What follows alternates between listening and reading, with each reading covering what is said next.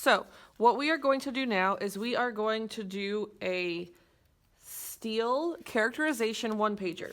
So if this is your graphic organizer and you turn the page, you're going to have to turn one more because we're going to be folding paper and you don't want that showing. So turn one more page. Now, you're going to take this side and fold it in. And you're going to take this side and fold it in. Okay. So that you now have this like one sheet, this one side, and then the inside. All right. On the inside, you are going to write S, T, E, A,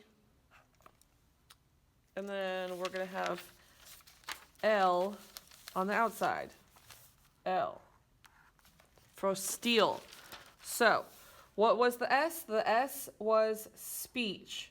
You learn about a character based upon the things that they say. So, dialogue that comes out of their mouth in the text, that is a character's speech. T is for thoughts. So if the book says Dr. Heidegger remembered, he's not saying it out loud, he's saying it in his head. He's thinking it. Or Dr. Heidegger thought, or Dr. Heidegger wondered, or he pondered.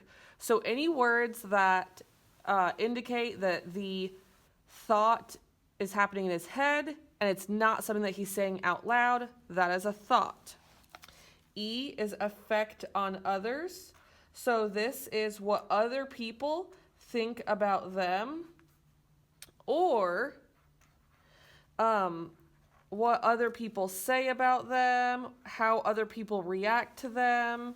So if a character looks at someone and makes a face like ew, gross, that is the effect that this character has on others. And then actions. So what does the character do? They dance around the room. They stare at themselves in the mirror. What do they do? And then on the outside, this is looks.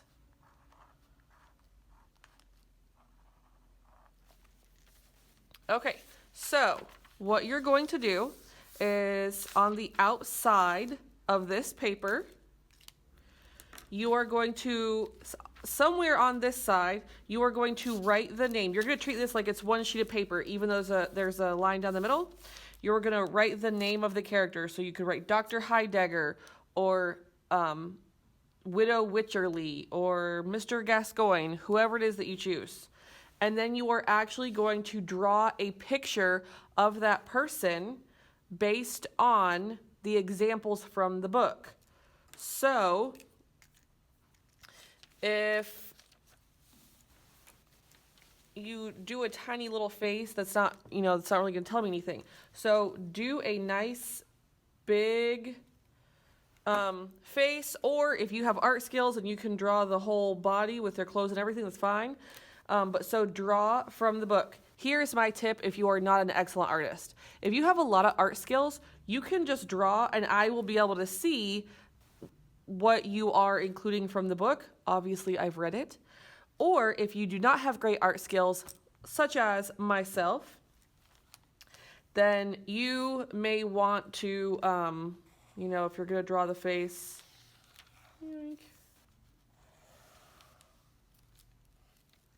I don't have great art skills, so I might go like this and then draw an arrow and write like these are wrinkles.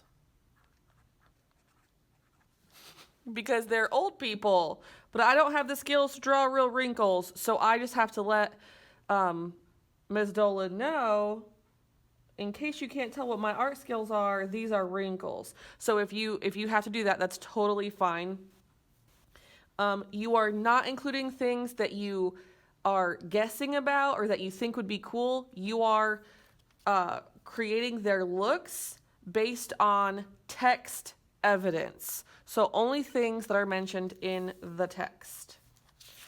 On the inside, you are going to actually write the text evidence about what this person is doing. So you are going to tell me, in quotes, that he said, "I love elephants." If that is indeed what that person said, and you're going to tell me lots of things that they say. Don't just pick one. This page should be full. Down here, you are going to explain the effects on others. I want it text evidence. I don't want it in your words. I want this to be text evidence. So directly from the text. I want you to write down the thoughts that they have, and I want you to write down the things that they do. Okay? So, text evidence, you are writing down directly from the text. It is not one thing each. You are trying to fill this page up with as many examples of characterization of this one character as you can, so that you are doing like a deep dive onto this specific character using the STEEL method.